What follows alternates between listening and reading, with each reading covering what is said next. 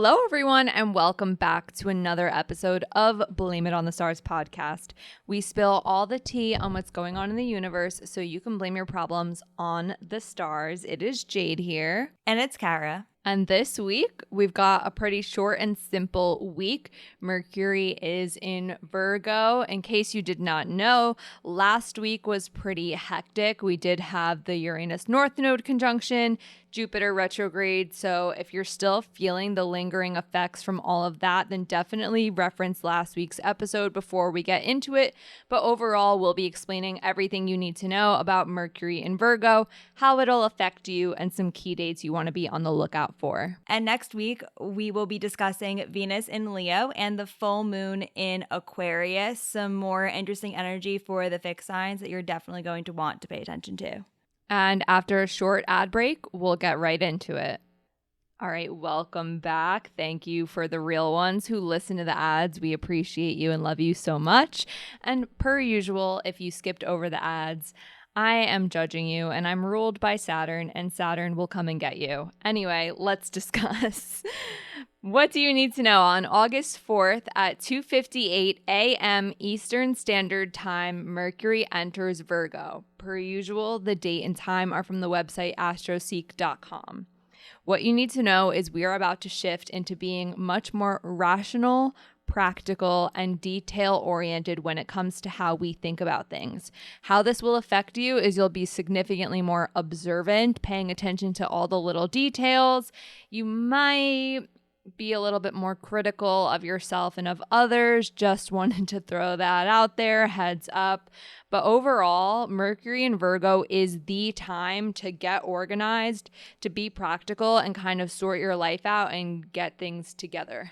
Yeah, I say this every year, especially when it's actually Virgo season, but Mercury in Virgo is very much like that back to school, let's get everything together, let's get organized type of energy. So that will be really exciting, especially if you're someone who really needs to be a little bit more organized or just like refresh your space, especially your mental space as well, because that is what Mercury is all about. Mercury really likes being in Virgo. So a lot of the communication troubles and things that we had talked about previously will not be a problem any longer. Yeah, the way that you do take advantage of Mercury in Virgo is exactly as Kara said. Treat this as that back to school preparation energy.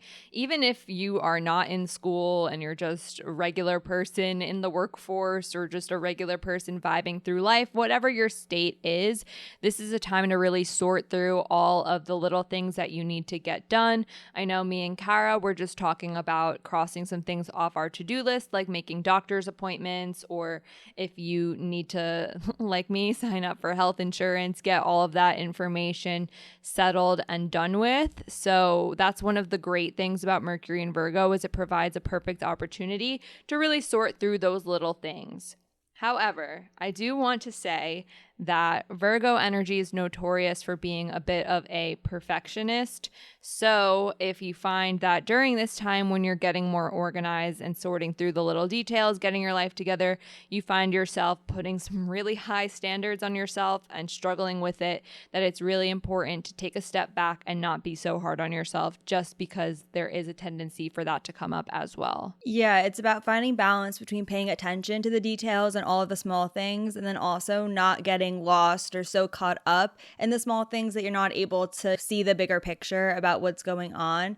And as Jade was just talking about, Virgo energy is also kind of focused on health and wellness. So that could be something that's really on your mind, in addition to just getting into some type of routine or making a new routine, changing your habits, just being really focused on taking care of yourself in a way that you may not have been doing before, because summer is more like that relaxing, embracing the Leo have fun energy. And Virgo is like here to come and save us and help us to kind of get it together again, especially if you've been doing a lot of indulging. As a Taurus, it's so fun to indulge. But still, it's important to get it together as well. It's about finding balance between the two. Yeah. And also something you might not know is that Mercury is at home in Virgo. So communication, the way we learn, process information, all of that is really, really, really going to be super important, something you really should pay attention to. But also just in life, it's super important that we take a step back and think about, hey, how have we been thinking about things? What are the stories we're telling ourselves? Are we communicating effectively with others? Are we being too hard on others? Are we being too nice to others? What is our dialogue saying? It's really important that we pay attention to this. Also, because something that you definitely need to know is that there will be in the future, pretty soonish, not too soon, but soonish, a Mercury retrograde. Mercury retrograde will happen in the sign of Libra, or at least it will start there, and then it will eventually go back into Virgo. So the reflecting aspect that I was just mentioning, paying attention to the way we think about things, is key, mostly because of the fact that we're going to experience Mercury retrograde in Virgo at some point. So my advice is pay attention to anything that does come up during the time that Mercury is in Virgo. So when the retrograde happens there, you're aware of what you need to be focusing your energy on. Yeah, so pre-shadow begins when Mercury's in Virgo at 24 degrees on August 20th. So you probably want to mark that date down, add it to your calendar, August 20th. That's really when a lot of the Mercury retrograde pre-shadow and just the overall themes are going to begin around that time. Also, worth mentioning that last year we did have a Mercury retrograde in Libra as well, so you might have similar themes to that coming up again. So just something to kind of keep on your radar. It's not there yet, but paying attention to the themes that come up when Mercury's in Virgo will be really important for understanding the whole cycle for yourself. Yeah, so Mercury retrograde, if you just want to know in advance, does happen in Libra on September 9th. Just if you want to plan for that in advance, since we are talking about Mercury in Virgo, which is all about planning. Just figured we should mention that, and we will, per usual, discuss some of the other key dates you'll want to be on the lookout for in just a bit. But let's discuss who will notice Mercury in Virgo more, because it does affect certain signs more than it does others. So with that being said, the most affected signs of Mercury in Virgo are, obviously, Virgo, with Mercury being at home in Virgo. The Virgos are ruled by Mercury, communication, all of the stuff that you normally experience on your daily Virgo basis will be highlighted and emphasized during this time. So Virgos, enjoy your ruling planet coming back into its home sign. We love that for you. Now, Pisces, on the other hand, they will be experiencing an opposition depending on what the Pisces placement is. So communication might get very funky. It might be hard. One minute you might want to say too much. The next minute you might not want to say anything at all. So Pisces, pay attention and try to seek balance with saying too much versus saying too little. Yeah, similar vibes for Gemini and Sagittarius, because Mercury will be square your placement. So this will bring just some more challenges in terms of your communication and the way that you're kind of about things. So if you feel like you can't get your point across, or you feel like you're maybe being a little bit misunderstood, that's just typical of Mercury squares. But also know that if you are a Gemini, that it probably won't be as challenging, just because Gemini is also ruled by Mercury. Now, Taurus and Capricorns are also going to find it easier to communicate during Mercury and Virgo, since both Taurus and Capricorn are earth signs as well as Virgo. They're already used to being the type of people who do communicate from a place of practicality, logic. They're the friends that give you the practical advice. So Taurus and Capricorns might feel more in their element, thinking a lot more clearly, while Mercury's in Virgo, since it's all of that earth sign practical thinking mentality going on there. Now let's discuss some of the details and those key dates that we had mentioned. So the first one happens on August 16th. Mercury is trine Uranus. This is a great time for brainstorming new ideas, coming up with new concepts, and thinking about things differently than you normally do. And I mean that in a positive way. So rather than doing a whole 180 and thinking differently than you normally do in a bad way, this is like inviting in some positive changes in our mental space, since trines are positive aspects. Yeah, this is like the typical think outside the box type of energy. Also, we might have a lot of like mental breakthroughs or like realizations around this time. So, if it's something that you've been struggling with, especially if you've been trying to like problem solve or figure something out, you might find that around August 16th that you have some type of realization or understand something differently or just kind of like figure it out, especially too because Uranus is such a unpredictable and changing energy that it could just be something that's completely different than your approach right now. Yeah, think of it as like your aha or like eureka moments. I personally am looking forward to this because I am a grad student taking new product development and I could use some brainstorming energy so I can do good on my exams. Anyways, on August 21st, we do have not the best vibes, though, to be honest, because not only will it already be pre-shadow during this time, but Mercury will be opposite Neptune. Now, what this means is that everything is not what it seems. Yes, I'm referencing Selena Gomez, Wizards of Waverly Place theme song, but Neptune kind of acts as a fog to wherever it is, and oppositions create this push-pull dynamic where on one end we might really be romanticizing things or thinking that things are better than they really are or worse than they really are. Mercury's having a really hard time seeing the truth.